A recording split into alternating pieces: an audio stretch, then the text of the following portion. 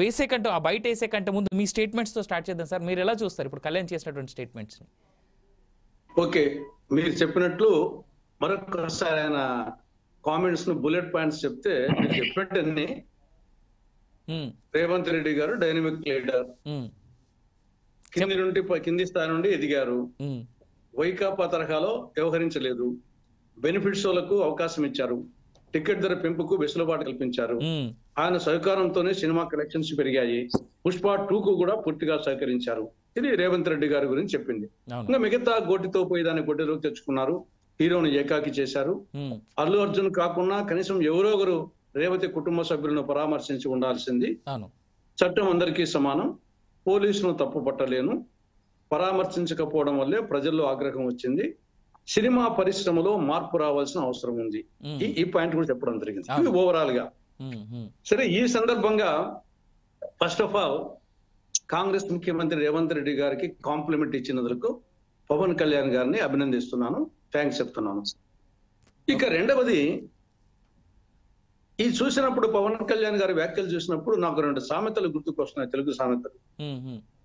అత్త చచ్చిన 6 నెలలకు కోడలు వలవలా ఏడ్చిందట, దొంగలు పడ్డ 6 నెలలకు కుక్కలు మురిగాయంట. ఇది జరిగింది ఎప్పుడు? డిసెంబర్ 4న. ఈ రోజు ఎంత? 30, డిసెంబర్ 30. 26 రోజుల తర్వాత సమస్యపై ఇంకా ఏదో చట్ట ప్రకారంగా చేసుకుంటూ పోతున్నారు వచ్చేసి. ఇప్పుడు మళ్ళా మానిపోతున్న పుండును కెలకడం కదా ఇది. ఒకవేళ చిట్చాట్గా మీడియాలో అడిగారు అనుకోండి, ఇదే మాట చెప్పొచ్చు కదా, 26 రోజులు ఎందుకు దాని గురించి ఇంకా చెప్తారు, జరుగుతుంది, చట్టం తన పని దాన్ని చేసుకుని ఒక మాటతో అయిపోయేది కదా. దాన్ని 26 రోజుల తర్వాత ఇది మానిపోతున్న పుండును కెలకడమే నా అభిప్రాయం. ఇక రెండవది వచ్చేసి, ఆయన ఏమన్నాడు, అల్లు అర్జున్ కాకుండా ఎవరో ఒకరు రేవతి కుటుంబాన్ని పరామర్శించి ఉండాల్సింది. నిజమే, అది ఆ పని ఆయన చేసి ఉండొచ్చు కదా, ఎవరో కాదు కదా, నీ సమీప బంధువే కదా. పవన్ కళ్యాణ్ గారికి అల్లు అర్జున్ వచ్చేసి వేరే వ్యక్తి కాదు, నీ కుటుంబ సభ్యుడు, నీ యొక్క సమీప బంధువే. ఆ పని నువ్వే చేసి ఉండొచ్చు కదా, ఈ సలహా ఏదో అప్పుడే ఇచ్చి ఉండొచ్చు కదా.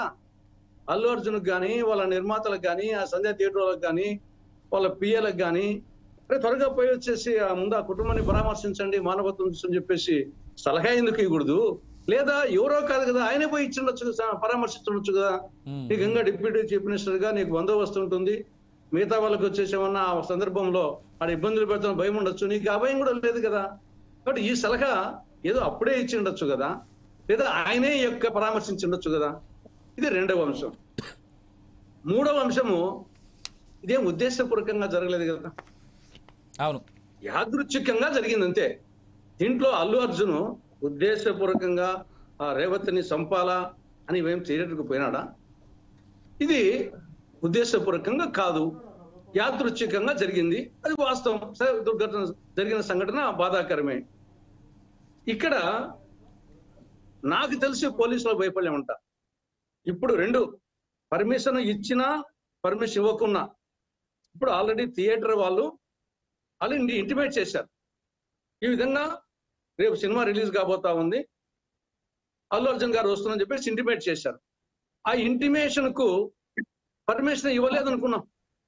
పర్మిషన్ ఇవ్వకుంటే అతను సినిమా థియేటర్ వరకు ఎందుకు రానిచ్చారు? అక్కడనే అరెస్ట్ చేయాలి కదా. ఇప్పుడు నేనే ఉన్నాను, మా ఊర్లో వచ్చేసి ఒక ధర్నా కార్యక్రమం చేయాలనుకుంటాను, ధర్నాకు పోవద్దని చెప్పినప్పుడు నన్ను హౌస్ అరెస్ట్ చేయాలా? లేదు, ధర్నాకు పర్మిషన్ ఇచ్చినప్పుడు లా అండ్ ఆర్డర్ వచ్చేసి మెయింటైన్ చేయాల్సిన బాధ్యత పోలీసులది. ఇక్కడ పర్మిషన్ ఇచ్చినా వచ్చేసి లా అండ్ ఆర్డర్ మెయింటైన్ చేయాల్సిన పరిస్థితి పోలీసులది. పర్మిషన్ ఇవ్వకుండా అతను అక్కడి వరకు రానిచ్చింది అగైన్ పోలీసుల వైఫల్యం. ఏం చేస్తారు మీరు? పర్మిషన్ ఇవ్వకుంటే అతను ఆడదాకా వస్తాడంటే ఎందుకు అరెస్ట్ చేయలేదు? వచ్చేసి ఇంటికానే దారిలోనే పర్మిషన్ ఇచ్చింటే మీ బాధ్యత, అది పోలీసుల వైఫల్యం వచ్చేసేది. కాబట్టి ఇది ఖచ్చితంగా ఆయన యాదృచ్ఛికంగా జరిగిందే, అది ఉద్దేశపూర్వకంగా జరిగింది కాదు.